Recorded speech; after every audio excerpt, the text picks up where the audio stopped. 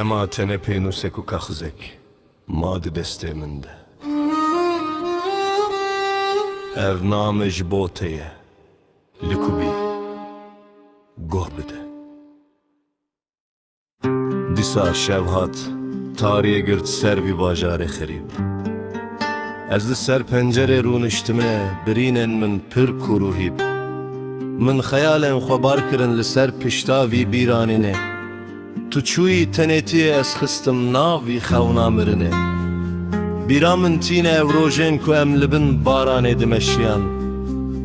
Destên te germ bûn tirsên dilê min hemû direşiyan.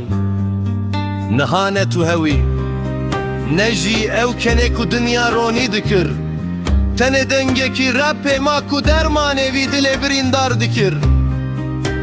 Ez dinivîsim lê nizanim ev name digêje te anna.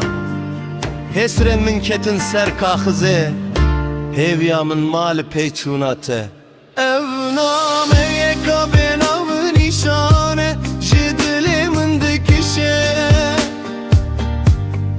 Hestên min sar bûne mîna berfil ser çiyan dimeşe.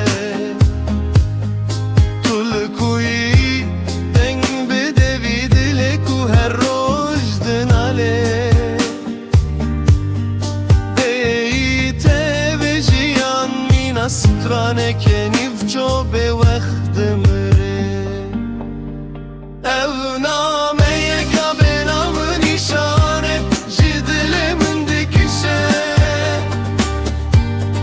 Hestên min sar bûne mîna berfil ser çiyan dimeşe. Tulkûyî deng bide vî dilê ku her roj din alê. Bêyî te ve jiyan mîna straneke nîvço bêwextê mirê.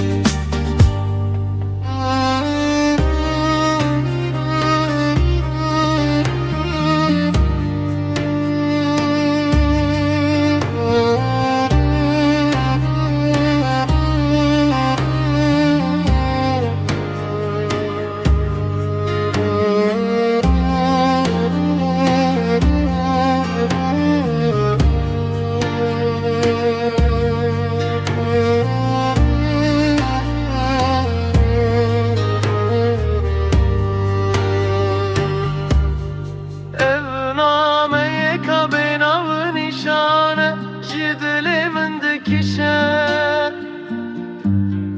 Hestên min sar bûne mîna berfil ser çiyan dimeşe. Tulkûyî deng bide vî dilê ku her roj din alê. Bêyî te ev jiyan mîna straneke nîvço bêwextê mirê. Ev nameyê ka bênav nîşane ji dilê min dikişe. Hestên min sar bûne mîna berfil ser çiyan dimeşe. Tulkûyî deng bide vî dilê ku her roj din alê.